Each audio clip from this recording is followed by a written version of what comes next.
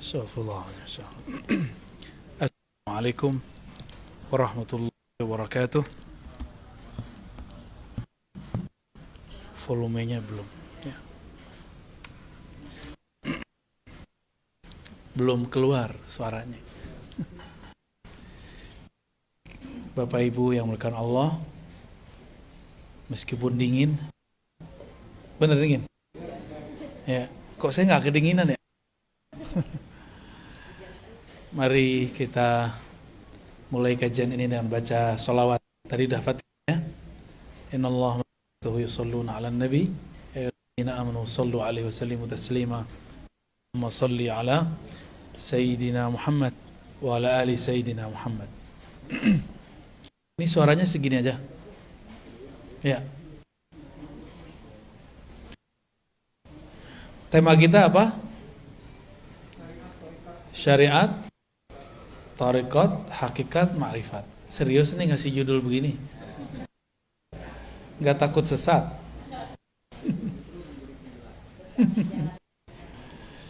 Baik. Syariat, tarekat. Ada apa ini? Ada mic baru nggak?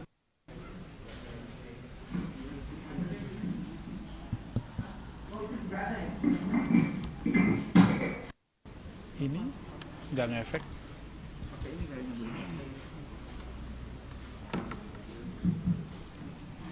Oke, begini aja ya. Bapak Ibu yang dimuliakan Allah, biar sini Pak, nggak enak. Nabi Shallallahu Alaihi Wasallam tidak menyebut pembagian-pembagian begini secara eksplisit seperti ilmu. Sebagaimana tidak ada hadis sahih, hasan, dhaif. Sebagaimana tidak ada pembagian usul, tidak ada pembagian ilmu tafsir. Ya. Siapa yang membagi ini? Para ulama. Karena itu datang satu paket. Nabi datang satu amalan itu mencakup 4 unsur, mencakup semua ilmu. Semua amalan Nabi ada syariatnya, ada tarekatnya, ada hakikatnya, ada ma'rifatnya. Jadi jangan sampai lagi ada pertanyaan konyol mengatakan, emang ada syariat, tarekat, hakikat, ma'rifat di zaman Nabi? Nah, itu pertanyaan konyol itu. Nanti kalau dibalik gimana? Emang ada hadis sahih, hasan, dhaif di zaman Nabi? Kan nggak ada. Jadi jangan bertanya yang konyol-konyol. Sok kritis tapi nggak pakai data. Sok kritis tapi nggak rasional. Lalu bagaimana kalau mau nanya? Kalau kita mau mengkritisi sesuatu, kuasai dulu yang mau dikritisi itu apa. Inilah pesan berat yang dulu diturunkan oleh Imam Abu Hamid Al-Ghazali yang wafat tahun 505 Hijriah. Sekarang 1434 ya. Apa kata beliau? Kalau engkau mau mengkritisi sesuatu, memuji sesuatu, maka kuasai dulu sesuatu itu apa. Dan ini beliau lakukan sendiri. Imam Al-Ghazali ketika hendak mengkritisi filsafat, dia pelajari 2 tahun, lalu dia review selama 1 tahun. Jadi 2 tambah. Dan dia menulis dalam masa itu. Belajar, dia katakan, dia review, kemudian dia tulis 3 tahun genap. Jadi Imam Ghazali baru kemudian mempublikasikan kritiknya terhadap filsafat setelah 3 tahun mendalami filsafat. Kita sudah berapa tahun mendalami suatu istilah, lalu kemudian mengkritisinya. Jangan-jangan kata orang. Katanya nggak boleh kata orang, ya harus kata Allah dan Rasulnya. Ya, jika ada orang mengatakan itu batil, coba tunjukkan bahwa pembagian ini batil, ada nggak? Kan nggak ada. Syariat itu ada di Quran istilahnya. Syir'atan wa minhaja. Itu ada di Quran ya. Syir'ah, syariah, itu ada di surah Al-Ahqaf. Apa arti syariat? Syariat itu artinya yang syariat itu jalan. Syariah yang dijalani. Bisa begitu, ya. Bisa juga diartikan jalan itu sendiri. Jadi sebenarnya syariat dan tarekat itu artinya sama. Syariat itu jalan, tarekat itu jalan. Syuru' arti bahasa Arabnya syuru' itu artinya proses. Syara' artinya hukum yang mesti dijalani. Ya, syara' hukum yang mesti dijalani. Kalau di kampung saya ada ungkapan begini, adat bersandikan syara'. Bukan syariat, syara'. Sama, maksudnya sama. Ternyata di Jambi juga sama, di Riau saya dengar sama, di Aceh sebagian ada yang ngomong begitu juga, di Malaysia juga ada yang menyebutkan kalimat itu, adat bersandikan syara'. Berarti hanya satu suku aja. Nggak tahu siapa yang duluan, itu tinggal klaim-klaim sejarah aja ya. Kalau klaim sejarah biasanya mulai rasis. Saya nggak mau rasis. Kita diciptakan oleh Allah lita'arafu, supaya kamu saling berbagi ilmu, saling kenalan, tidak boleh rasis. Oke. Jadi syariat artinya apa? Jalan. Tapi bedanya apa dengan thariqat? Syariat itu biasanya diartikan jalan yang zahir.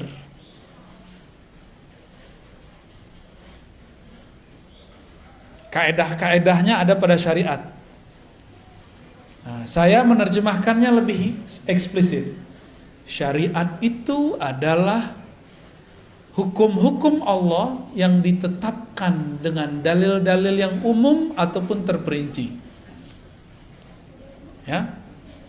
Lalu bagaimana cara melaksanakannya? Namanya thariqat. Jadi kawan saya, dia nggak suka zikir Ratibul Haddad, Ratibul Attas. Tahu Ratibul Haddad? Ya, tahu ya? Ratibul Attas tahu? Atos tahu nggak Atos? Atos, orang Sunda apa arti Atos? Sudah. Ratibul Attas bukan ratib sudah-sudahan. Itu nama imamnya, Al-Imam Al-Habib Al-Attas. Tapi dia punya zikir pagi sore, di-download di smartphone-nya, dan juga dia punya di perpusnya buku kecil. Di dalam Al-Quran, surah Al-Ahzab ayat 41 ada perintah, ya ayyuhalladzina amanu dzkurullaha dzikran katsira. Al-Ahzab ayat 41. Oke. Wahai orang beriman, ingatlah Allah sebanyak-banyaknya. Itu syariat, hukum syariat. Tekniknya gimana? Kata kawan, bid'ah tuh pakai Ratibul Haddad, Ratibul Attas. Tapi dia ngeluarin buku baru, zikir pagi dan sore yang sahih. Itu juga namanya thariqat baru.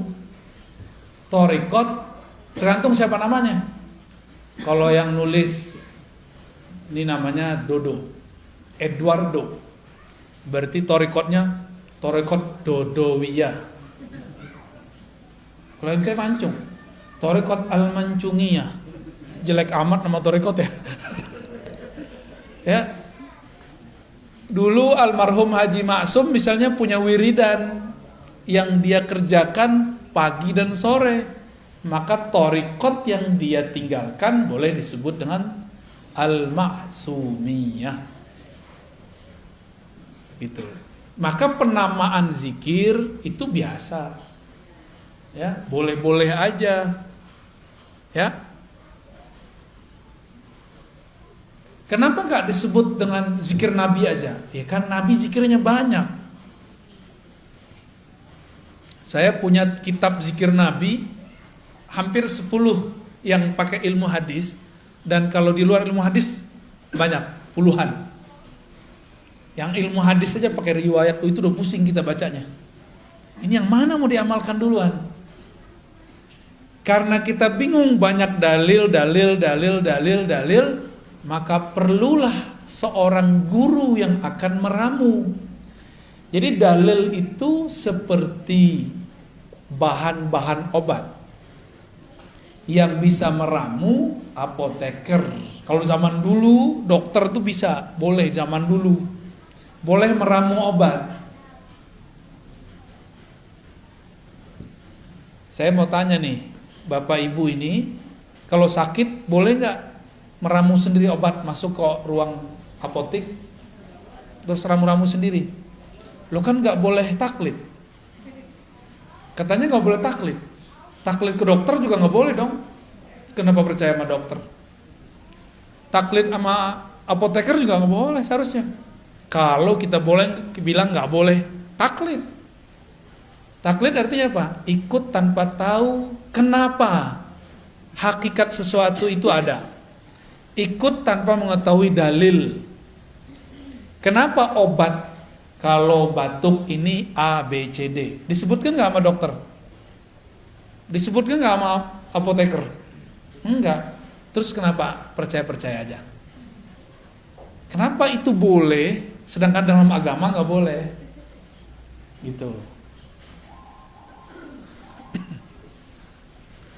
Yang mengerti dalil ulama atau orang awam?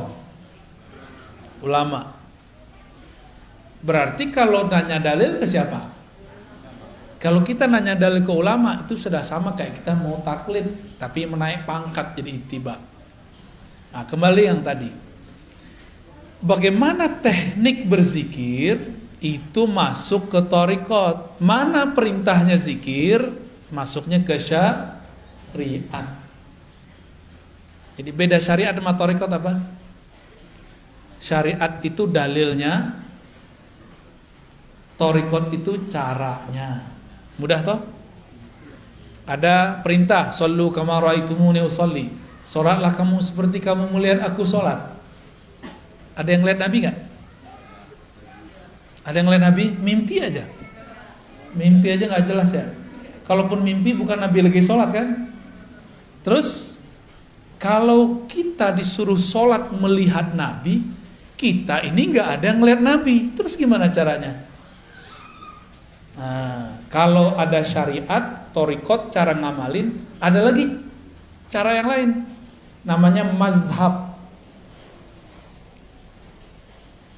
Mazhab itu cara mengamalkan dalil yang zahir. Thariqat itu cara mengamalkan dalil yang tersirat. Jadi mazhab mengamalkan yang tersurat, thariqat mengamalkan yang Udah tahu perbedaannya? Oke. Terus gimana?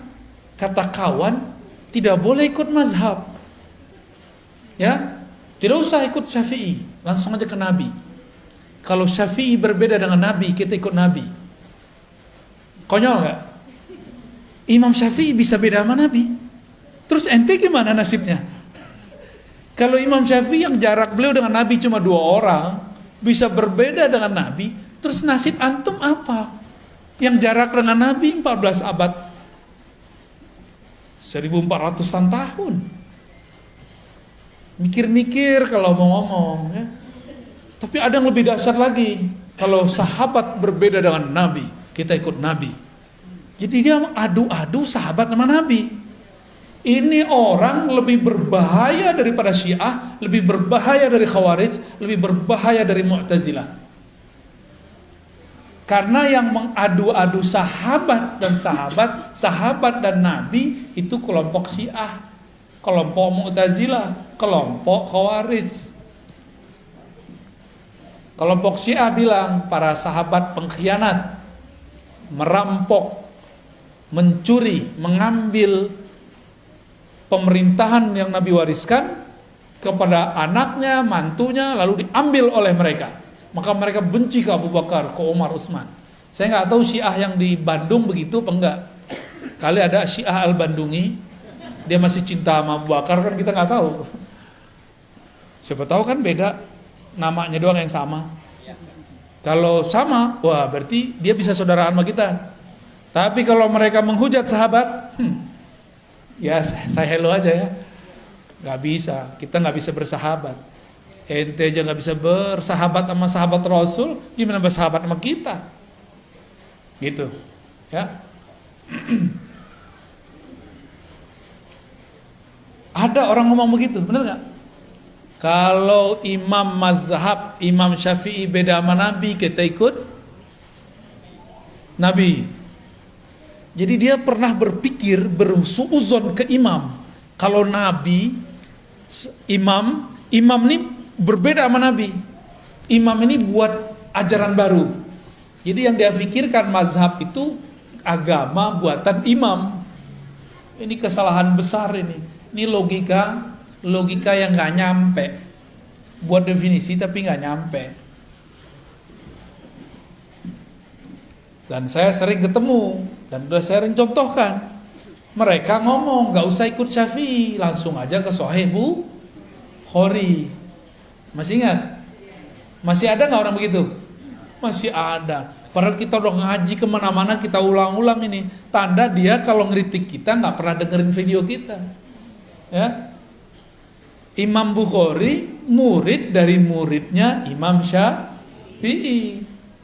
Imam Bukhari ini juga riwayatin hadis, cuma tidak dikenal sebagai periwayat, dikenalnya sebagai imam mazhab.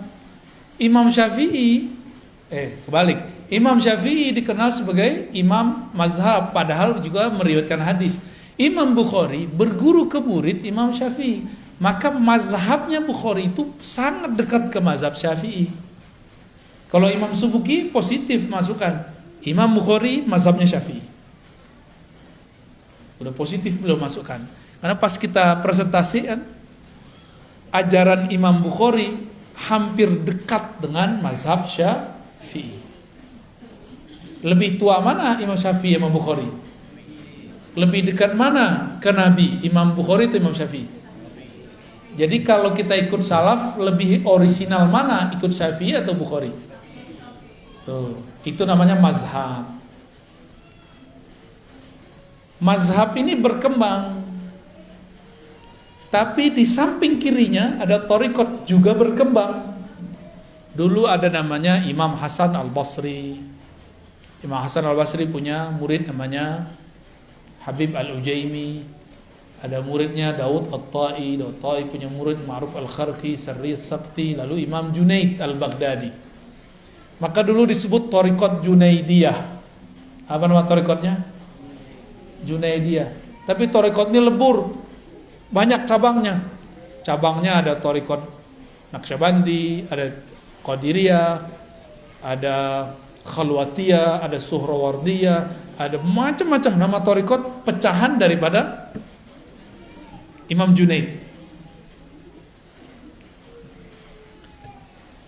Dalam pecahan itu, kita ambil dua sampel. Thariqat Naqsyabandiyah dan Thariqat Qadiriyah.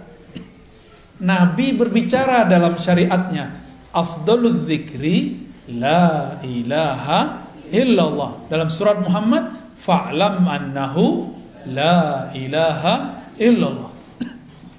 Ada syurb, fi syurb, mau ya?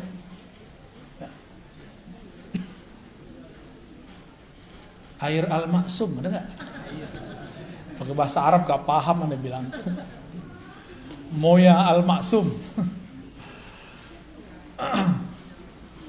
Maaf merepotkan ya. Gak usah pakai gelas, udah gini aja. Udah gini aja. Bismillah.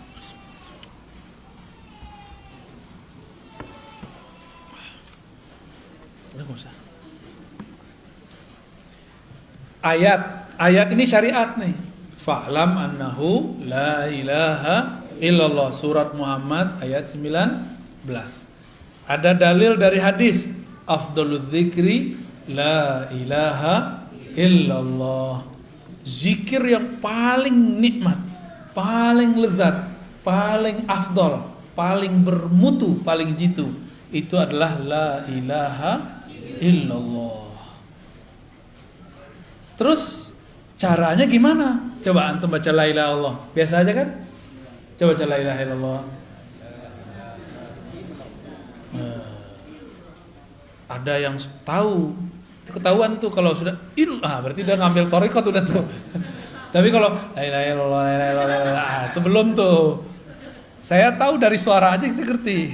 Apalagi kadang-kadang kalau sudah dihentakkan ke dalam kolbu ini kan bercahaya kalau disebut nama Allah. Itu terasa tuh cahayanya, set, gitu. Dan memancar di wajah. Ada wajah keasikan. Karena afdhalu zikri, zikir paling enak, paling nikmat la ilaha illallah. Kalau orang Sunda makanan paling enaknya apa? Karedok. Bener? Bener Pak? Tempe. Santri deh nih ya. Batagor apalagi? Ini yang ngomong orang Padang. Tadi orang Sunda yang ngomong. Kayaknya yang lebih sohor orang Sunda nih. Bener? Karedok? Oke. Karedok kalau cara buatnya ditonton di YouTube, buat sendiri, beda gak dengan emak-emak kita yang dulu buat? Beda? Kenapa beda? Suka enak aja. Torikotnya, tekniknya. Maka torikoh itu teknik. Beda warung, beda rasa, bener. Bahan sama. Bahannya apa aja? Kucing. Tuh. Kalau saya makan karedok saya nggak nanya. Yang penting enak, gitu. Teh yang penting buatnya enak.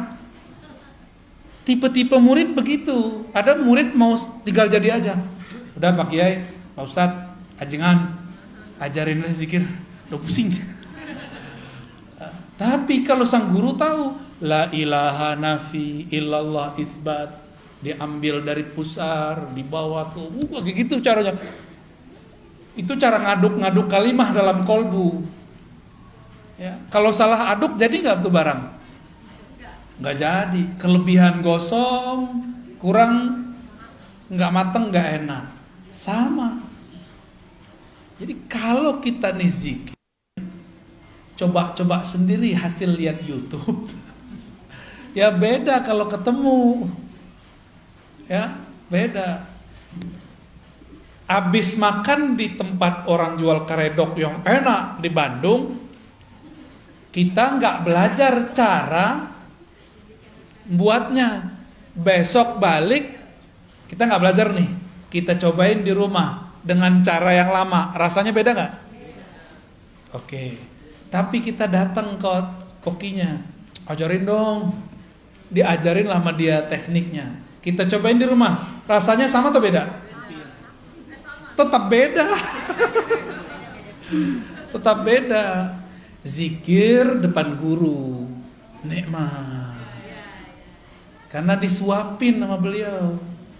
Cobain di rumah. Tekniknya udah dikasih nih. Istighfar, tawasul, apalagi? Oh, semuanya lengkap deh. Nih bahannya kamu cobain sendiri di rumah. Kita cobain. Kok ambar ya? Kenapa? Karena kita belum terlatih. Sang guru napas dia udah begitu. Ya. Ibu kita karena sudah lama jadi ibu, dia tiap hari harus buat masak buat anaknya, maka enak jadinya. Ya tetehnya jadi ibu tapi bukan yang masak, sama aja. Ampar juga. Saya kan orang Padang, itu suka mengamati rasa rendang. Sama-sama resto A, tapi beda tukang masak, kokinya beda rasa. Padahal mereknya sama. Ya, sama-sama rendang loh ya. Padahal bahannya sama. Itu namanya thariqah.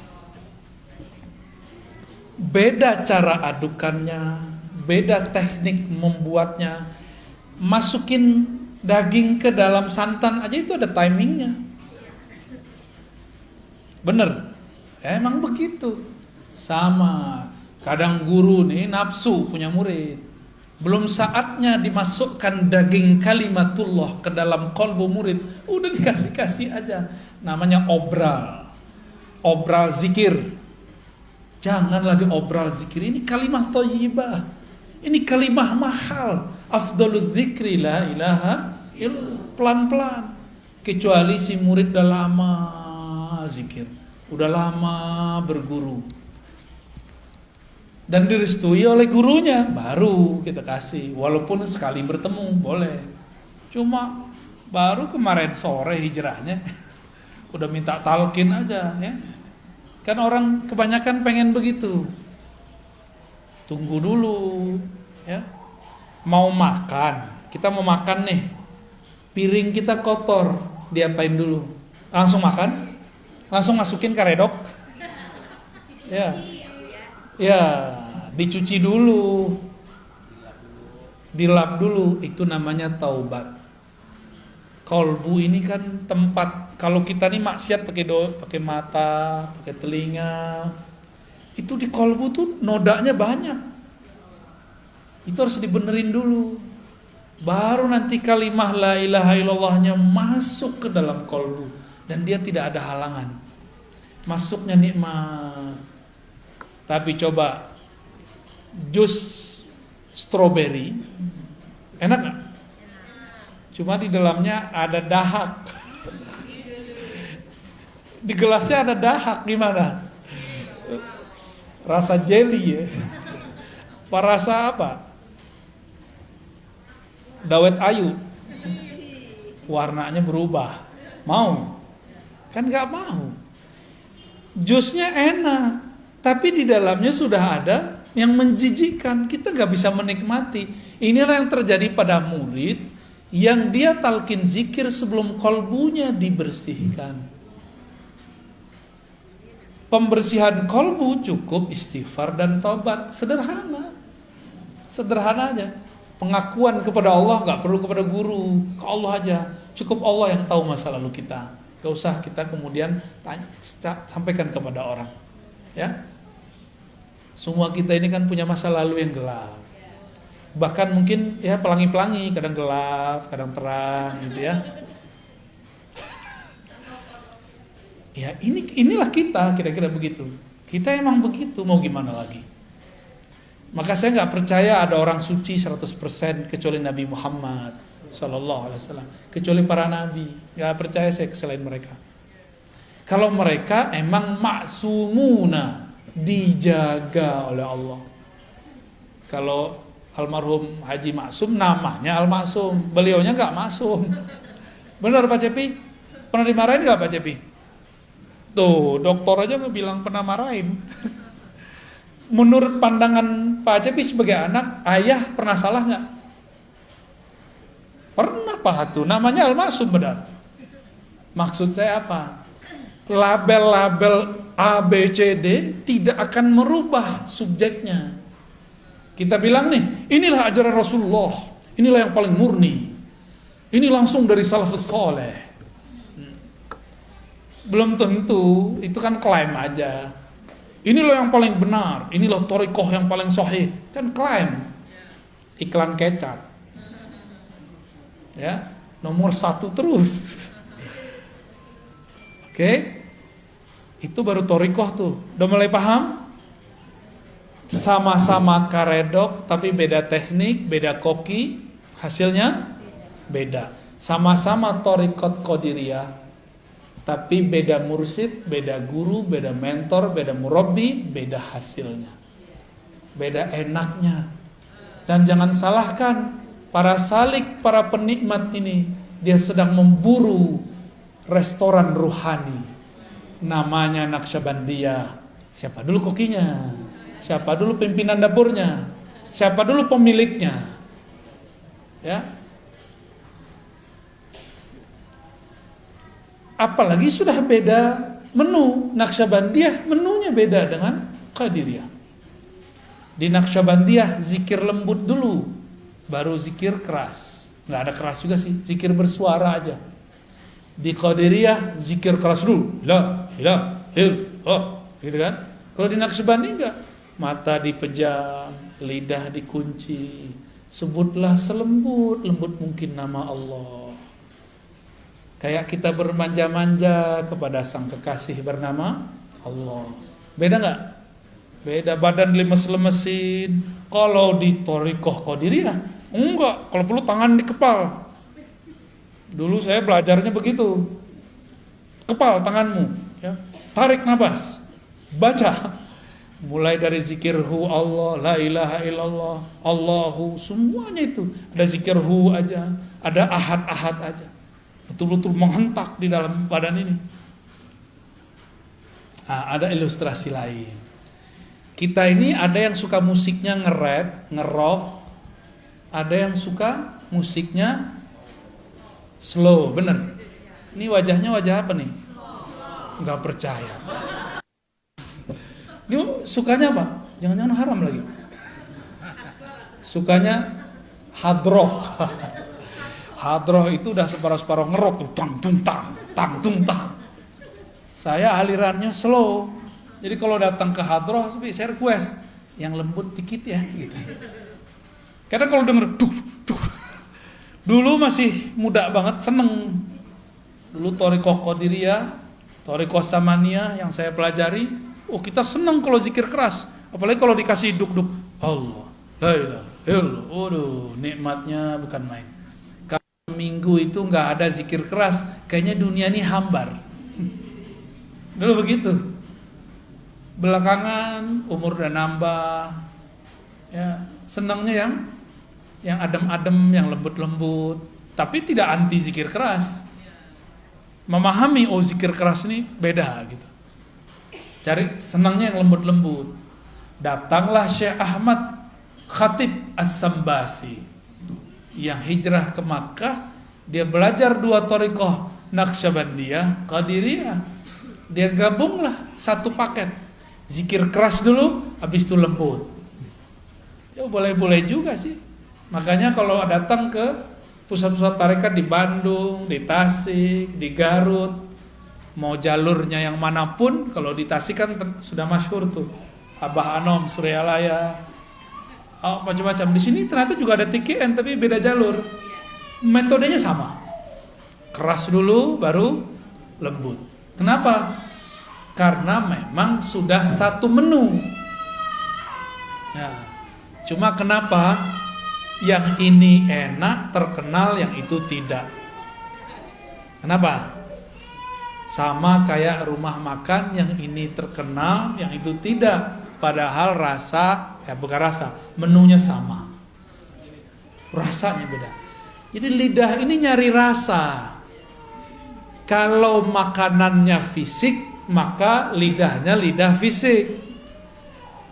Kalau kolbu fisik atau non fisik, maka yang dia sedang cari menu-menu makanan non fisik. Oleh karena itu ulama kita mengatakan zikrullah qutul qulub. Zikrullah itu adalah nutrisi makanan kolbu. Ya. Zikrullah makanan kolbu. Saya mau tanya, mau nggak tiap hari dikasih karedok teh? Bapak Ibu, mau nggak tiap hari dikasih apa biasanya? Nasi liwet. Mau nggak tiap hari dikasih nasi liwet? Enak juga. Lama-lama tensinya naik, kolesterolnya naik, lidahnya tiba-tiba jadi asin. Mau nggak tiap hari? Bosan. Oleh karena itu, kolbu ini juga ada kebosanan. Innallaha la yamallu hatta tamallu.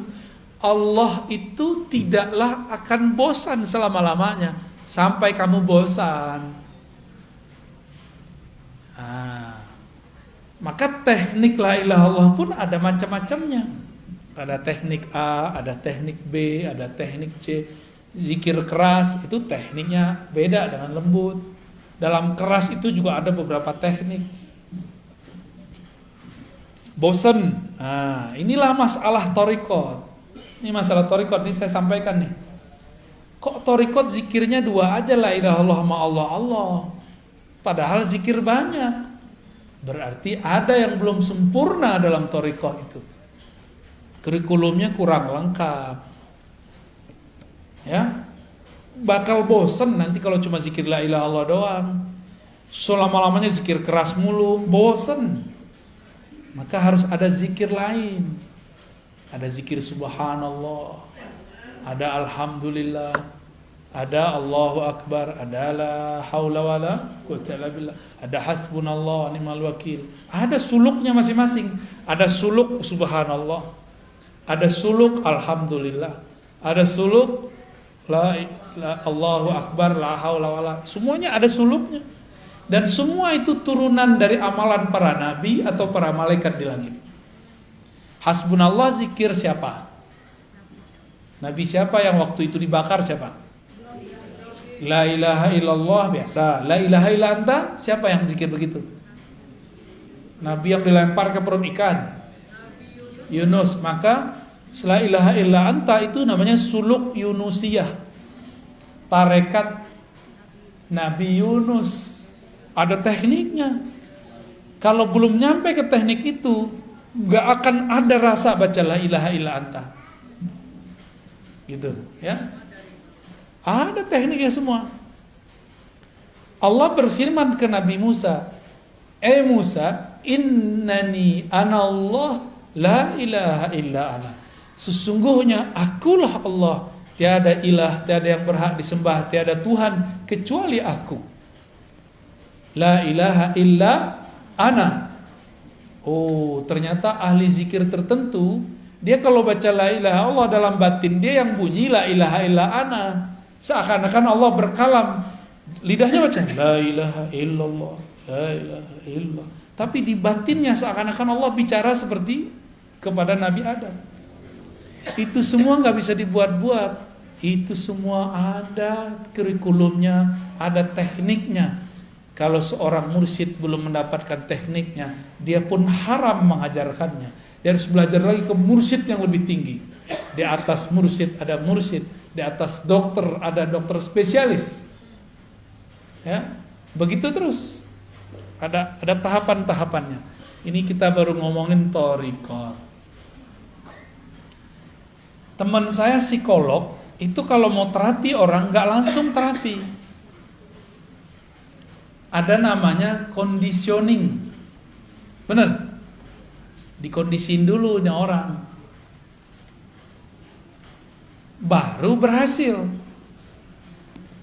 Sama kalau kita mau mengajarkan zikir atau mau belajar zikir, kondisikan dulu pikiran. Walaupun banyak masalah, minimal pas belajar masalahnya ditaruh dulu. Gitu ya. Jangan dibawa masalahnya dalam belajar, nanti gak fokus. Oke? Itu thariqah. Jadi thariqah terjemahannya apa? Jalan atau teknik mengamalkan dalil yang tersirat. Kalau fikih, mazhab, teknik cara mengamalkan dalil yang Apa kata dalil tersurat? Jika kamu hendak sholat, maka takbirlah, angkatlah tanganmu. Kita takbir, Allahu Akbar. Rasanya ada nggak? Kalau tidak belajar thariqah, rasanya hambar. Gitu. Ya hambar aja. Apalagi orang yang belajar sholatnya lewat buku atau YouTube, lewat video, ya salam.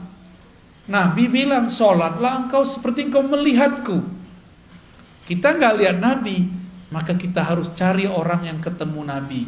Siapa yang ketemu Nabi? Ada nggak? Ya udah cari guru yang ketemu Nabi. Kita datanglah ke guru yang ngajarin sholat. Kita tanya, antum ketemu Nabi nggak Pak Kiai? Pasti dia bilang tidak, paling mimpi doang. Terus tahu dari mana sholat? Saya punya guru. Gurunya kita tanya lagi terus sampai ke sahabat Nabi. Jadi jarak kita sama Nabi udah 14 abad. Berarti caranya sudah mungkin ada tambahan, ada pengurangan. Supaya tidak ada tambahan dan pengurangan, wajib lewat mazhab. Supaya nanti kita nggak salah kira. Kita kira orang berbeda sama kita menambah atau mengurangkan. Jadi kenapa ada kelompok sekarang suka nyala-nyalain ibadah kita? Karena dia belajar fikih bukan lewat mazhab. Mereka anti mazhab. Maka di luar mereka bid'ahkan. Gitu. Ya, bahaya nggak tuh? Bahaya sekali. Jadi salah satu musibah di umat ini munculnya kelompok anti mazhab. Secara rohani, musibah bagi umat ini munculnya kelompok anti thariqat. Akhirnya zikir hambar semua. Dia baca zikir pagi sore tapi nggak ada efeknya dalam hidupnya. Dia sholat, ruku, sujud tapi tidak ada natijah rasa yang dia dapat setelah membaca. Kata orang-orang ini, sholat nih, mohon maaf kalau jidatnya ada yang hitam ya. Jidat hitam itu boleh-boleh aja. Cuma bukan itu yang dimaksud. Simahum fi wujuhim min athari sujud.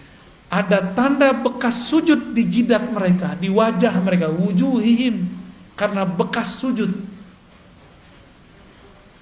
Saya udah putar-putar nyari riwayat, adakah jidat Nabi itu hitam, nggak ketemu. Meskipun berjidat hitam boleh, nggak ada masalah kan, emang mungkin kulitnya agak sensitif, orangnya juga sensitif, lengkap sudah.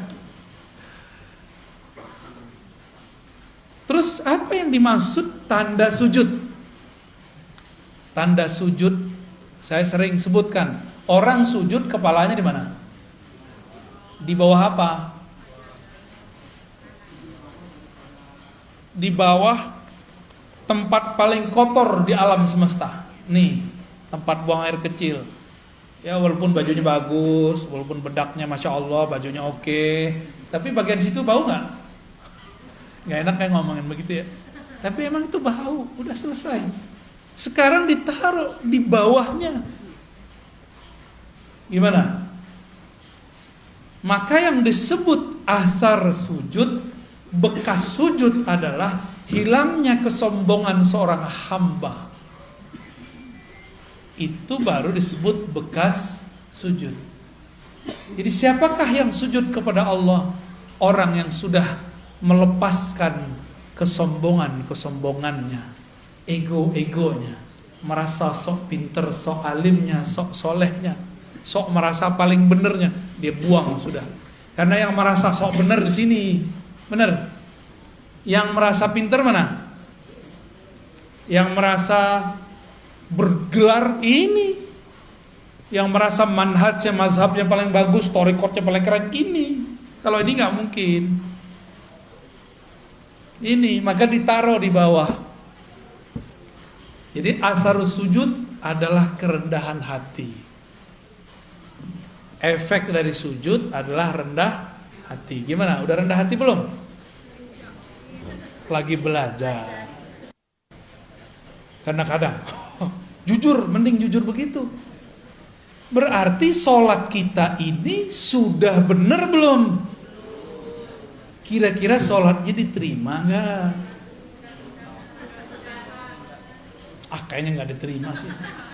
Soalnya simahum fi wujuhimnya belum ada. Karena puncaknya sholat ketika kepala di bawah. Di saat itu tidak ada lagi ego, tidak ada lagi sombong. Kalau masih ada, sholatnya belum diterima, kira-kira gitu. Gimana dong? Orang-orang kayak kita ini sok soleh, sok merasa sholat. Ada orang telat sholat aja kita kata-katain. Ya, ada orang gak sholat, kita suzon. Ya. Dia padahal udah jamak. Ada orang kita lihat gak sholat, padahal dia sudah jamak. Bisa gak begitu? Ya, susah ya. Emang begitu sih ya. Di otak ini, ya, kortek depan ini dia sukanya prasangka. Ternyata otak ini di istilah orang-orang ahli neurologi disebut otak reptil. Ini yang disebut dalam Al-Quran. Ulaika kal an'am. Mereka itu seperti binatang. Otak reptil itu 5-10%. Selebihnya, sisanya berapa? Otak kanan, otak kiri 40, 45 ya? 45. 45 kiri kanan itulah yang akan mendalami thariqat, hakikat, ma'rifat. Sayangnya orang cuma berpikir pakai 10% ini. Makanya jadi bodoh seumur hidup. Keras sekali. Cari lawan terus. Karena reptil kan suka nyari lawan. Kepalanya begini terus tuh. Siapa lo? Aliran baru nih. Jadi setiap kali ada kelompok baru, kepalanya seperti reptil. Kalau nggak menghindar, ngelawan. Begitulah terus. Ulaika kal an'am. Nyalak mulu, ya. Maka di Quran disebut seperti kalbun, seperti si kuku. Jika engkau biarkan yalhas, jika kau perhatikan yalhas, engkau apa-apain yalhas. Yalhas itu lidahnya begitu mulu. Auzubillah min dzalik. Kita ini jangan-jangan baru sujud fisiknya, belum sujud. Kita baru sujud fikih, mazhab, belum sujud thariqat. Kalau sudah sujud thariqat, tahu tekniknya. Kalau engkau sujud, rendahkan egomu, hancurkan egomu, hinakan jiwamu di hadapan Allah. Dihina-hinain benar. Baru berbuah namanya tawadhu. Namanya hakikat. Ya, jadi hakikat itu buah dari orang dari tarekat. Zikir. Ala bidzikrillah tatmainnul qulub. Ketahuilah hanya dengan menyebut nama Allah hati jadi tenang. Cara nyebutnya gimana? Ada cara nyebutnya. Gimana cara nyebutnya? Nama ala bizikrillah, hanya dengan menyebut nama Allah. Nama Allah siapa? Ya Allah. Gampang tuh? Gimana cara nyebutnya? Allah. Gitu cara nyebutnya? Enggak. Ada tekniknya. Ya. Itu yang mahal. Ya, harus pakai talqin.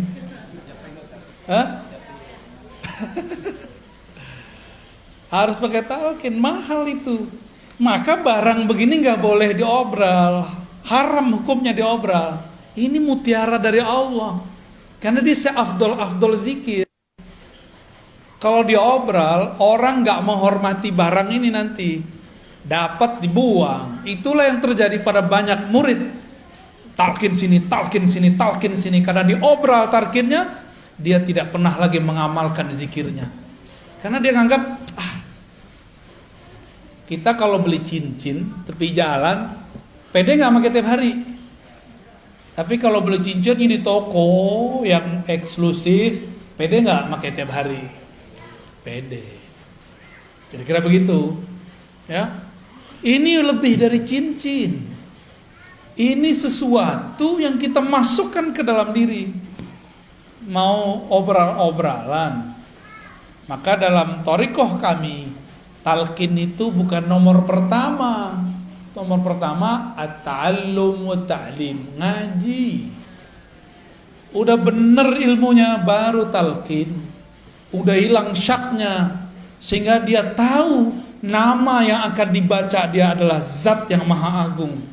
Maka dia pun akan mempersiapkan jiwanya untuk membaca. Nggak mungkin lewat Zoom, pasti dijemput kok.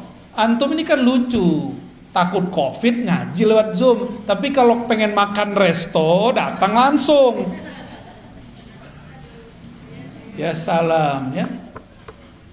Nggak adil sama diri sendiri. Takut ngurus badan fisik, tapi virus rohani dibiarkan. Sampai mati begitu aja lah ya. Rasain aja terus. Nggak ada perkembangan dalam batin kita. Nggak adil. Innallaha yuhibbul muqsitin. Allah senang sama orang yang adil, yang proporsional, jelas. Lagi pengen makan redok ya. Datang ngantri lagi. Masuknya pakai masker pas makan. Mungkin. Nih ditutup nih, mam bisa nggak? Kan nggak bisa. Makan pakai masker bisa nggak? Gaya-gaya doang pakai masker. Ya, pas mau makan pasti dibuka, hilanglah social distancing. Kenapa antum gak takut? Giliran mau ngaji dempet-dempet dikit takut. Gak percaya kalau pas ngaji ada rahmat turun, ada malaikat rahmat. Itu di antara antum banyak sekali malaikat rahmat. Itu sampai ke atas sana. Gak ada virus berani masuk. Masuknya paling pas masuk mall tuh, ya, yang disalahin pengajian sama masjid. Malaikat itu kalau ada orang duduk di tempat zikirnya lalu doa, Allah marhamhu, ya Allah rahmati dia, selamatkan dia, jagalah dia. Malaikat kalau doa mustajab nggak? Dia nggak pernah dosa, ya, masih takut? Hah? Nggak takabur loh ya, nggak boleh takabur, tapi insya Allah, ya, yang adil sama diri. Ini bukan nyinggung yang nonton online sama Zoom ini. Kalau yang karena jarak kita maklumi. Ini masih di kota Bandung. Ya, saya aja datang dari Jakarta, masa antum di sini Zoom, gaya bener. Ya, sok higienis, sok jaga badan, tapi nggak jaga rohani. Makanya sampai nanti nggak akan ada peningkatan spiritual. Nih saya marah-marah nih sekarang sore ini nih. Tapi marah saya begini-gini aja, ya. Mau sampai kapan begini terus? Ya. Maka yang hadir kita apresiasi dengan baik. Semoga Allah meridhoi antum lebih kenceng daripada yang udah jelas dia di samping sini masih pakai Zoom, gaya bener. Giliran makan ke kantin dempet-dempetan, ya. Betul-betul nggak adil ke dalam diri, ya, nggak adil. Saya prihatin melihat seperti ini. Kalau mau protokol kesehatan lengkap, prokes-prokesan yang adil semuanya, ya, semuanya rapi, siap-siap hidup merana. Udah divaksin juga, ya. Terus untuk apa dong kita divaksin, ya? Protes ya, tuh, ya, Pak pemerintah. Semua orang udah bosen. Orang udah bosen semua. Tapi gimana lagi, ke depan kita harus pakai aplikasi segala macam lah. Jadi yang pakai fingerprint, dulu kan kantor punya print. Kalau sekarang semua orang harus punya peduli lin, nggak hanya fingerprint, dicolok hidungnya. Kita ikutin aja mainnya, ya. Yang penting kalimah Allah bertahta di dalam kalbu, ya. Yang penting ketenangan muncul di dalam jiwa. Harus muncul di dalam jiwa. Jika dilakukan zikir berdasarkan tekniknya, sama dengan orang makan karedok, makan rendang, sesuai dengan takarannya, cara masaknya, udah pas sudah. Kalau juga masih belum terasa, jangan-jangan bukan menunya yang, tapi lidahnya sedang sariawan. Paham ilustrasi ini? Kalau kita nih belajar zikir, gurunya sudah oke, tekniknya sudah lengkap, tapi belum juga menikmati zikir, jangan-jangan kolbu kita sedang bermasalah, seperti mulut lagi sariawan gak menikmati makanan. Saya kira cuma orang Padang yang pedes. Orang Sunda cabai rawit gak dicampur apa-apa, giling. Gimana? Udah? Pernah nyoba? Doer gak bibirnya tuh? Gak berani. Tuh orang Padang gak berani, orang Sunda berani. Pantesan lebih pedes dari kita, ya gak? Maaf, canda-canda. Itu torikot. Hasil dari bertorikot, tenangnya kolbu dalam berzikir, namanya hakikat. Kita punya kesimpulan, punya hikmah. Oh begini ya kalau zikir dikerjakan secara benar, hasilnya begini. Kita tahu metodenya, tahu teorinya, paham hikmahnya. Ini namanya hakikat. Ya, jadi hakikat itu pengetahuan yang diperoleh setelah menjalani hakikat. Tapi hati-hati, tidak semua pengetahuannya tepat. Maka di atas hakikat ini harus ditingkatin lagi. Si hakikatnya harus diuji. Karena hakikat ini pengetahuan, tapi pengetahuannya terpisah. Zikir la ilallah rasanya ini, zikirhu rasanya ini. Itu namanya hakikat. Terpisah-pisah. Beda zikir, beda rasa. Umroh sama puasa, beda nggak rasanya? Keasikan umroh haji berbeda dengan keasikan tahajud, benar? Pilih mana? Sama-sama pegel loh kaki, tahajud, sama-sama tawaf. Kenapa orang lebih sering memilih umroh? Padahal mau ketemu Allah di rumah juga bisa. Nggak mesti ke Ka'bah kali. Kenapa? Karena menu. Orang bosen satu menu. Rasa, ada rasa yang didapat di dalam umroh beda dengan rasa yang dapat dalam tahajud. Rasa ini menghasilkan pengetahuan. Pengetahuan inilah yang disebut ilmul yakin. Ilmu yakin.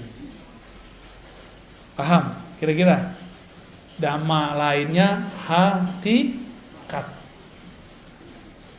Sehingga kita punya keyakinan, kalau aku baca ini, aku yakin begini, itu orang udah punya hakikat. Maka orang yang sudah mengerti hakikat, jika ada orang bersyariat, sholat 1000 rakaat, dia cukup 2 rakaat, itu udah sama. Kalau orang bersyariat, belum mengerti ilmu yakin, dia sholatnya baru by pahala. Kalau ada pahala dia sholat, kalau nggak ada pahala dia nggak sholat. Kalau orang mengerti hakikat dia sudah tahu bahwa sholat itu jangan harap pahala, tapi ada sesuatu di belakang itu. Inilah yang disebut oleh Nabi, orang alim tidur lebih ditakuti oleh setan daripada orang yang itu, maksudnya yang punya ilmu hakikat. Kalau ilmu yang zahir biasa. Lalu apa beda hakikat dengan ma'rifat? Hakikat itu masih bisa luntur. Hakikat itu masih bisa salah. Yakinan kita kadang-kadang belum tepat. Dari mana kita tahu? Yang paling banyak dapat ilmu hakikat waktu di surga itu malaikat namanya Azazil. Tetap saja tergelincir, dipecat dari malaikat namanya iblis. Iblis itu ahli hakikat. Dengan ilmu hakikatlah dia menyesatkan orang-orang ahli zikir yang tidak berguru. Pernah berguru terus ninggalin gurunya. Pernah bermajelis lalu keluar dari majelis. Orang-orang begini dicaplok sama iblis. Apa kata iblis? Zikir kamu keren ya. Karena zikir kamu banyak orang sembuh nih. Kamu sebenarnya mursyid yang lebih sakti daripada gurumu. Mulai terbersit. Kita lebih sakti dari guru. Tuh, kena tuh dan. Pernah gak ngeliat ada orang begitu? Ya, murid kiai besar buat tarekat baru. Ini nasib dia ini. Keluar dia dari halakoh. Karena terbersit dalam hatinya, dia lebih sakti dari gurunya. Dia nggak sadar gurunya sedang pura-pura nggak bisa, ngetes dia aja.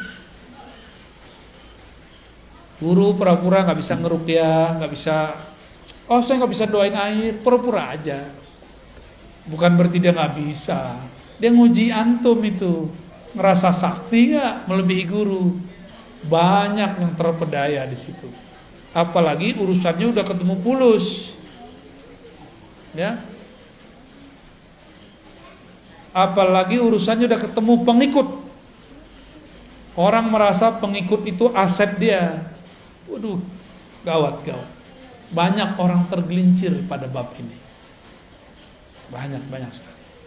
Oleh karena itu, orang sudah bertarekat dapat hakikat, masih bisa tergelincir. Contohnya Barsisa. Contohnya Musailamah Al-Kazzab. Itu Musailamah kan dulu ikut nulis wahyu. Musailamah ikut nulis wahyu, Pak. Khidmah ke Rasulullah. Maka kita berdoa orang-orang yang berkhidmah untuk agama ini, untuk kita, tidak membelot di akhir nanti. Amin. Ya, ini bahaya benar. Kenapa? Si Musailamah ini melihat harian Nabi, dia mikir, Nabi mah biasa aja orangnya. Kita begini, dia begini. Kita begitu, dia begitu. Akhirnya dalam pikiran apa? Nabi ini orang biasa kayak. Kejadianlah sekali, ada penulis wahyu selain Musailamah. Nabi turun ayat kepada Nabi. Tapi Nabi gak bacakan semua. Nabi masih tertegun, keasikan membaca ayat. Si penulis wahyu ini diizinkan Allah terbuka tarbir rohaninya. Dia dengar Jibril baca ayat. Surat Al-Mu'minun itu tentang penciptaan alam, penciptaan tubuh kita. Fatabarakallahu ahsanul khaliqin. Dengar dia. Terus dia konfirmasi ke Nabi, ya Rasulullah, lanjutan ayatnya ini bukan? Saya barusan dengar ada Jibril baca. Kata Nabi, benar. Dalam hati terbersit sama dia, gini doang ilmu guru gua. Gini doang makomnya Rasul, saya juga bisa. Maka orang ini jadi nabi palsu. Kalau murid jadi mursyid palsu. Buat tarekat palsu. Karena dia merasa dia bisa mengakses apa yang diakses gurunya. Dia kira gurunya cetek ya. Ini sering terjadi di semua halaqah, di semua thariqah ya. Maka untuk selamat hanya satu bab, harus masuk pintu ma'rifatullah. Apa itu ma'rifatullah? Disebut ma'rifatul Muhammadiyah, mengenal hakikat Nabi Muhammad sallallahu alaihi. Dalilnya apa? Qul in kuntum tuhibbunallah fattabi'uni. Katakan jika engkau cinta Allah maka ikuti aku sang Muhammad. Maka dia harus ikut ma'rifat Nabi Muhammad sallallahu alaihi wasallam. Nabi ketika sholatnya banyak, beliau gak bilang supaya kalian selamat. Nabi bilang, aku ingin bersyukur kepada Allah. Nabi ketika dapat wahyu gak bilang, gua doang yang bisa dengar, lu gak gitu. Kalian gak bisa. Gak ada Nabi kesombongan begitu, gak ada. Nabi selalu merendahkan hatinya di hadapan Allah dan para sahabatnya. Yang dimaksud al-haqiqah al-Muhammadiyah, itulah kemurnian akhlak Nabi Muhammad sallallahu alaihi wasallam, yang berakhlak dalam hakikatnya, dalam bertorikotnya, dalam bersyariatnya, itulah yang dapat ma'rifat. Dan tidak sedikit kita dengar ada orang ketemu orang semakin tinggi teori ma'rifatnya semakin sombong. Apa itu? Ngeremehin orang, berarti dia sombong gak? Gak level, gitu kan? Kajian kulit tuh gak penting. Nih kajian hakiki nih, kajian hakikat nih, kalian gak tahu. Ngomong begitu itu sombong namanya. Sedangkan Rasulullah mengajarkan tidak boleh sombong. Udah jam 5 Ustaz. Kholas ya? Ya udah tanya jawab deh kalau ada. Fadhol. Terima kasih ya. Maka dari Bapak atau Ibu saya nggak bisa lihat. Dari Bapak dulu barangkali ada yang perlu sampaikan. Dari Zoom ada 2, tapi sebelum dari Zoom dari yang hadir dulu mungkin silakan.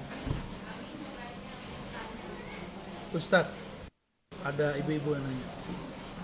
Enggak, kami nanti soal. Assalamualaikum warahmatullahi wabarakatuh. Abia mau bertanya tentang masalah contoh. Sampai sekarang saya masih bukan lagi ya, masih bingung. Karena dalam satu sisi ada yang mengatakan bahwa kita itu bertorikot harus sama orang yang masih hidup. Mursyidnya itu harus masih hidup.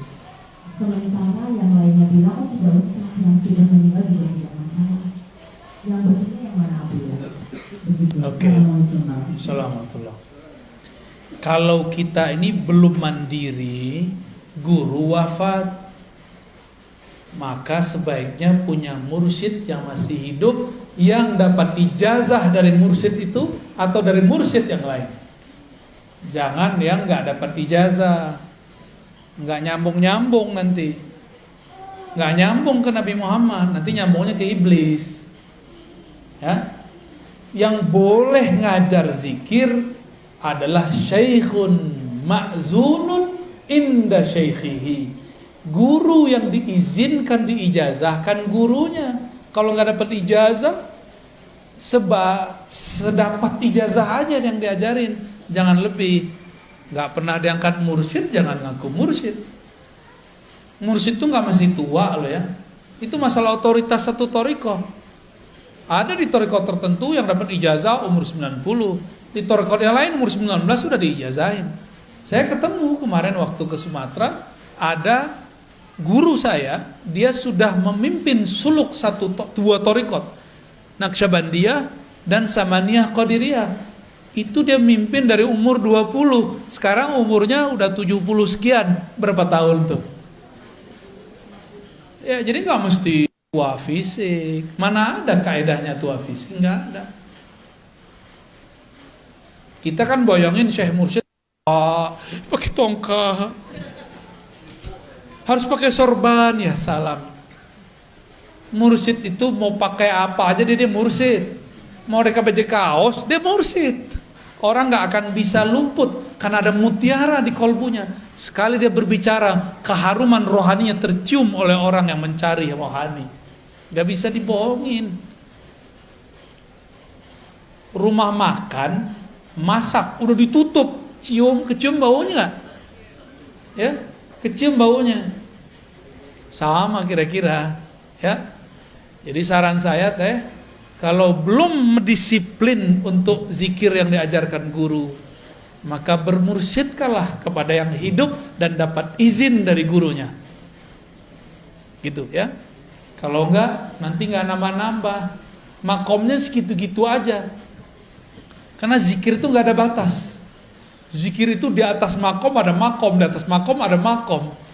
Zikir la ilaha illallah ada ribuan tekniknya. Yang diajarin kan baru satu. Baru dari besar ke bunuh-bunuh itu mah satu, belum banyak itu. Banyak tekniknya. Ya. Saya ngamalin sudah hampir 100-an lebih teknik itu. Baik yang langsung diajarkan beliau-beliau ataupun yang ya, secara rohani.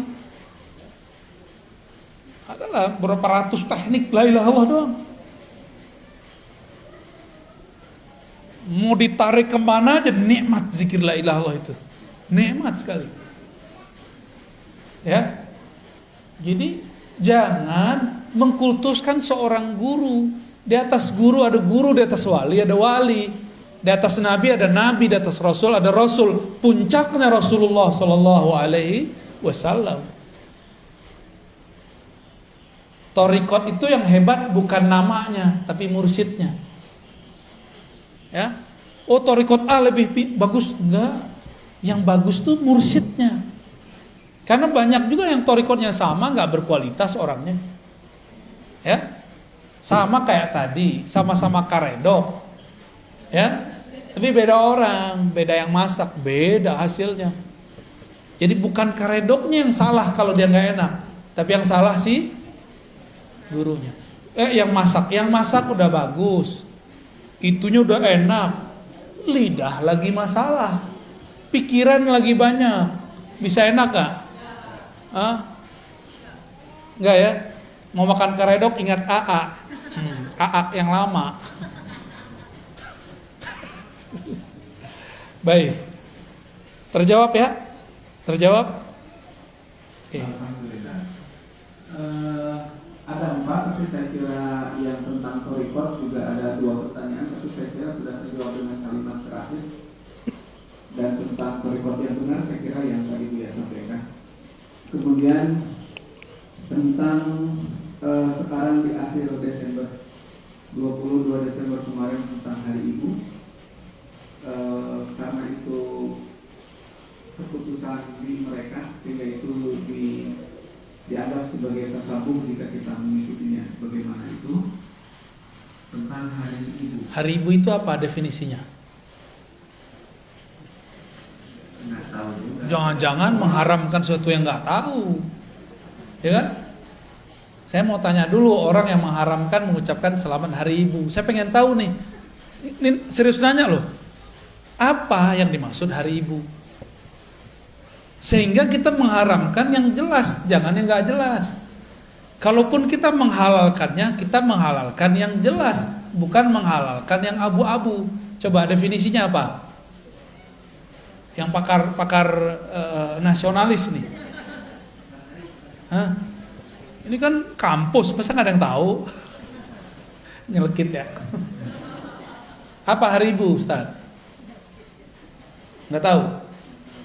Ya udah, berarti nggak usah jawab boleh dan nggak boleh. Berarti kita nggak ngerti, ya kan?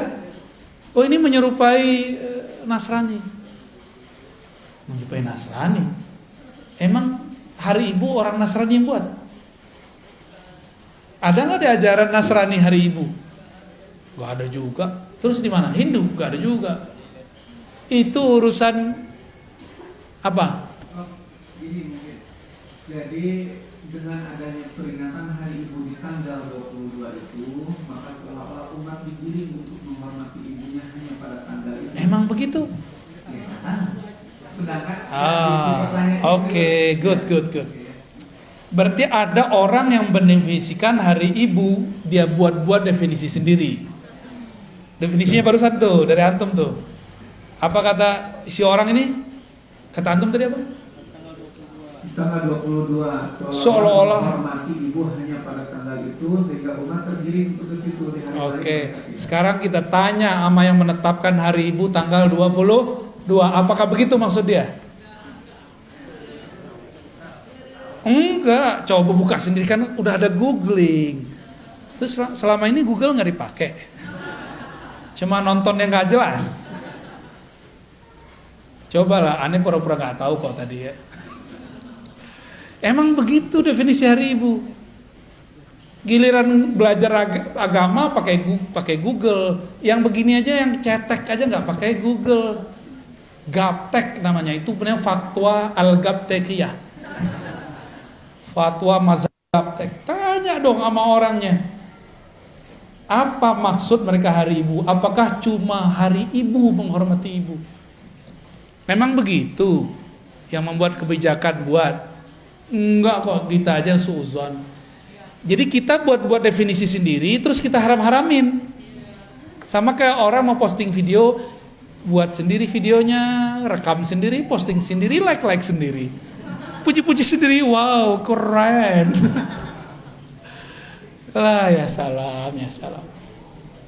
Ini zaman benar-benar bahlul bener ini. Buat definisi sendiri, terus haram-haramkan sendiri, terus marah-marah sendiri, terus ajak umat untuk marah-marah.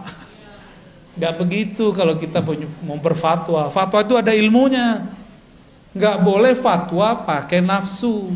Fatwa itu pakai ilmu.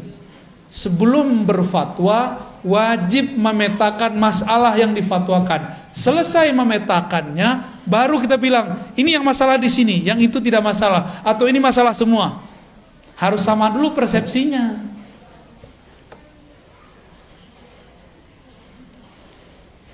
Orang Muhammadiyah punya Islam berkemajuan, NU Islam Nusantara. Di Wasliyah ada Islam apa kemarin? Waktu kita ke Wasliyah, saya lupa ada istilahnya. Di Medan kemarin, orang Persis gimana? Islam apa? Islam murni. Pasti adalah jargon-jargon gitu. Benar? Ada orang buat definisi Islam Nusantara itu Islam sholat pakai bahasa Jawa. Ntar kalau yang benci Muhammadiyah, Islam berkemajuan, nanti sholatnya pakai bahasa Inggris, maju. Emang begitu? Saya buat definisi sendiri, terus saya salah-salahin orang, diketawain nggak? Jadi kalau kita mau menentang, menerima, mengamalkan sesuatu, tanya definisinya kepada yang punya barangnya. namanya tabayyun. Ijja'ikum fasikum binaba'in fatabayyanu. Itu Ustaz ya. Jadi gimana? Boleh nggak hari Ibu? Ya, harus. Ya, berarti hari Ibu bukan menggiring umat, hanya menghormati Ibu hari Ibu saja, benar? Ya, kalau begitu definisinya ada masalah nggak? Tapi kalau definisinya hari Ibu adalah hanya hari itu aja menghormati Ibu, itu baru nggak benar. Tapi ternyata definisi itu nggak ada kan? Nggak ada. Ya sudah udah beres kok. Kita aja yang cari-cari masalah, rame-rame sendiri, tengkar-tengkar sendiri, ngundang masalah. Ya, emang ada bahasa Arabnya bahsul masail, cari-cari masalah. Jangan-jangan pertanyaannya masalah ya? Bener, ya lanjut. Yang satunya lagi juga saya kira harus dibahas dalam bahsul masail. Tapi yang saya akan bacakan tentang thariqah aja. Apakah saya boleh ikut thariqah Buya? Banyak tadi yang harus diikutnya 100 lebih ya. Masya Allah. Jadi gimana dong? Itu pertanyaan antum kali. Thariqah saya ngaji. Jadi ngaji aja dulu. Ngaji dulu, 1, 2 ngaji. Antum hafal nggak? Yang kedua apa? Hah? Tuh, pada lupa. Ini khidmahannya aja lupa. Apalagi antum. Khidmah. Yang ketiga baru talqin. Jadi saya nggak mentalkin kecuali saya lihat orangnya sudah berkhidmah baik ke perjuangan thariqah atau ke umat. Kita lihat dia. Atau dia sudah berkhidmat jauh untuk dirinya. Ada orang datang dari mana-mana. Dia udah lama ngaji, udah mentok. Kita lihat hikmatnya bagus, kita talqin. Tapi itu nomor 3, bahkan nomor 4 gitu. Terus apa lagi? Sholawat. Maka orang ikut thariqah kami nggak punya sholawat, keluar aja ya. Kita sholawat minimal 313. Atau kalau nggak bisa 100 pagi 100 sore. Tuh, nggak bisa juga ya 10 pagi 10 sore, nggak bisa juga. Nggak bisa juga. Udah diskon tuh. Ya, thariqah ad-diskonia. Suwe. Terus apa lagi? Mujalasalatul sholihin, duduk bersama orang soleh, bergaul dengan orang soleh. Kita ini kan gak soleh, kita ini masih rusak. Supaya kita ini terbentuk dengan kebaikan, maka carilah komunitas orang baik. Jangan-jangan kita lah yang merusak komunitas yang lama. Ya, jangan bilang tuh komunitas itu jahat tuh, aku kalau di sana pasti rusak. Kita yang merusak mereka. Nih teman saya nih ada mantan nih. Kalau dia nggak ada, kata temannya nggak ada lo nggak ada rame. Ada dia nggak mabuk orang. Nggak ada dia nih, orang nggak mabuk.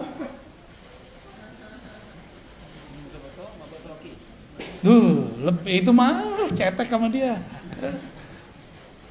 Orang kalau mabuk masih ngomong-ngomong, kata dia itu mah cetek. Bagi dia udah hilang. Serius itu. Jadi kitalah yang menyebabkan orang rusak. Karena muka kita ini muka syahwat, ya kan? Muka bejat lah muka kita ini. Saya ngomong ke dalam diri saya sendiri. Bahwa di dalam diri ini ada kebejatan, ada kenakalan. Saya ngomong begini bukan untuk antum saja, untuk diri saya sendiri. Karena gejolak itu masih ada dalam diri saya. Karena wajar umur masih belum terlalu tua. Masih muda toh. Iya, masih seger lah. Gejolaknya kuat. Lebih berat saya kali daripada antum. Saya ketemu banyak orang, macam-macam warna kulit, macam-macam, pusing kita. Tapi kalau karena di dalam ini jorok mikirnya. Kalau dalamnya bening jadinya. Kalau dalamnya oke, keluarnya oke. Ya. Jadi tuduhlah, katakan ke dalam diri, wahai jiwaku yang penuh dengan kemunafikan, jangan engkau tuduh orang lain munafik. Itu sebabnya kita perlu berkumpul dengan orang-orang soleh. Orang soleh bukan soleh pakaian, Kaya pasti. Soleh dalam artian solihun, yang sesuai lahir dan batinnya. Itu bahasa Arab. Soleh itu sesuai, lahir batinnya sesuai. Ya, baik. Apa thariqat terakhirnya apa? Hah? Salamatus sadr, gak nyimpan dendam, benci, suuzon, buruk sangka kepada orang lain. Bisa nggak? Hah? Ada tekniknya. Ya, apa lagi? Masih ada? Adab. Susah kalau sendiri, kalau berguru gampang. Ya, ajari aku. Ya, itu kurikulumnya itu. Ada 7, ya. Ada 7. Dari situlah kita kemudian bergerak. Ya, sekarang marhalahnya baru 2, 1, 2, 3, 4 ini muter-muter. Ya. Ta'lim, ta'alum, khidmat, talqin, udah. Ini masih yang concern. Jadi kenapa orang thariqat masih busuk-busuk hati? Ya, karena dia nggak nyampe ke salamatus sadr, cuma zikir-zikir doang. Zikir kalau belum istighfar, tambah banyak zikirnya, tambah besar dendam dan sombongnya. Jadi harus ada zikir pembersih, ada zikir menaikkan makom. Kalau belum dibersihkan dengan istighfar dan tobat, udah zikir la ilallah, ya kan naikin makom. Dia naik, nodanya juga naik. Tubuh pohon ini berkembang, benalunya nggak dipotong, tambah gede pohon, tambah gede juga si benalunya. Maka carilah guru yang bisa membersihkan parasit kita. Parasit itu ya menjalar dalam jiwa. Semua itu sama. Ya. Mungkin nggak mursyid punya penyakit hati, mungkin, tapi dia tahu cara ngobatinnya. Kalau antum dikit aja nggak tahu caranya, ya, kira-kira begitu ya. Oke, pertanyaan terakhir, ya, apa ada lagi? Ini kita sering di belakang ada juga tuh, ada tuh di belakang tuh, bukan di belakang antum, ada hantu. Ya, Alhamdulillah dari senangnya. Ya, sila mau dikasih ke belakang? Masih ada di belakang, Pak? Terakhir ya dari Ibu ya. Ya, angkat. Assalamualaikum warahmatullahi wabarakatuh. Assalamualaikum. Barakallahu ya. Saya termasuk yang selalu menyimak ceramah Ustaz dulu. Dari hari tanpa Ustaz. Thariqat YouTube ya. Tapi sekarang jangan ya, sudah langsung. Alhamdulillah. Ini saya mau bertanya Ustaz, apakah seseorang bisa ma'rifatullah tanpa tahu nama ruhnya? Saya tahu itu dari YouTube, dari punya dari Ustaz. Dan apakah yang boleh mengenal nama ruhnya itu hanya orang-orang tertentu saja, atau siapa saja boleh tahu? Baik, Terima baik. kasih Ustaz, kalau bisa saya mau tahu. Ini dosisnya ada dosis 1000 ini. Oke. Ilmu tentang nama ruh ada pada bab keempat. Berarti ada bab 3, ada bab 2, ada bab 1. Bab 1 ini awal. Bab pertama namanya Ma'rifatul Asma. Mengenal nama-nama Allah. Makanya talqin zikir pasti nyebut nama Allah. Orang begini masih bisa kenal Allah tanpa nama ruh. Ya, jadi 1, 2, 3 dapat diperoleh tanpa nama ruh. Tapi yang keempat itu ma'rifatuz zat, hanya dapat diperoleh oleh ahlur ruh, orang yang punya nama ruh, jika dia ikut suluknya ruh, dan itu baru saja dibuka ilmunya. Ya, masih panjang jalannya ini. Masih panjang. Sekarang yang ada thariqat itu 3 yang pertama, yang 4 belum. Belajar ma'rifatul asma, itu nomor 2. Bab kedua, nomor pertama. Nomor bab kedua, ma'rifatul af'al, mengenal perbuatan-perbuatan Allah, cara kerja Allah. Dan yang ketiga, ma'rifatus sifat, mengenal sifat. Sampai nomor 3 itu tidak perlu mengenal, tidak wajib mengenal nama ruh. Bisa semua. Ya, nanti Allah kasih sendiri, mungkin potongan depan namanya. Allah yang ngasih tahu. Atau dia mimpi ketemu Rasul kasih nama dia. Saya ketemu beberapa mursyid yang dia sampai dikasih nama oleh Rasulullah. Tapi biasanya cuma depannya aja. Nama itu ada rangkaian-rangkaian namanya. Karena nama itu diambil dari karakter Nur Muhammad yang memancar dari Ahmad. Warna. Ini cahaya ada warnanya enggak? Kita bilang ini cahaya terang, perih di mata atau teduh? Cahaya ini perih, benar. Maka kita sebut cahaya ini perih, cahaya ini tajam. Itu nama dia, nama cahayanya. Tapi menerangkan nggak? Oh, cahaya ini walaupun tajam, dia menerangi ruangan. Itu nama berikutnya. Maka satu cahaya bisa banyak nama. Nah, Ahlur Ruh itu ngasih nama cahaya itu. Nama itu sebenarnya sudah ada sebelum kita lahir. Sebelum kita ke alam ini, kita sudah ada belum? Sudah. Jika hidup di sini nggak pakai nomor KK dan KTP, bisa kemana-mana nggak? Ruh kalau nggak punya nama nggak bisa masuk ke badan kita. Emang Allah main serabut-serabut doang ngambil ruh, gitu nggak bisa. Ada daftar nama yang antri untuk ditiupkan. Ada namanya dia. Dan yang punya pengetahuan mengenai nama ruh bukan saya, Bu. Saya cuma penjelas metodologi keilmuannya. Mungkin ada santri yang gak sabar, terus keceplosan ngomong, Buya Ustadz nih muter-muter aja. Buka aja sih. Seenak perut lo aja. Gak bisa begitu. Ilmu ini ada tahapan-tahapannya. Jangankan ilmu ruh, ilmu talqin aja belum saya bagi-bagi semua kok. Apalagi ilmu, ya jangan suka-suka kita komentar. Ya, ini zaman orang komentar suka-suka. Antum komentar, hati-hati. Nabi mengatakan dalam hadis Sahih Bukhari, bisa jadi satu kalimat tidak terasa keluar, tidak terasa diketik, tapi membuat yahwi ila jahannama sab'ina kharifa. Itu membuat dia terjatuh ke dalam jurang-jurang jahanam. 70 kharif. Saya nggak tahu terjemahan yang pas tuh kharif itu. Selapa lamanya orang udah mati dari kemarin, dia belum nyampe-nyampe juga. Ada munafik mau dilempar oleh Allah di masa Rasulullah. Itu dia sampai sekarang belum nyampe itu ke bawah. Karena kalimah itu. Sok dalamnya itu sab'ina kharifan, 70 kharif.